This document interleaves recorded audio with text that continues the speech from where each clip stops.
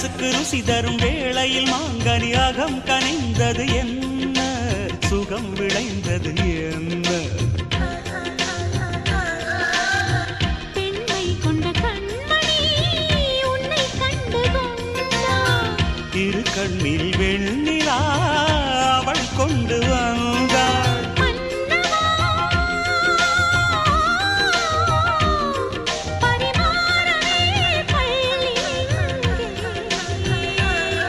பசும் பால் பழம் தேவை இங்கே,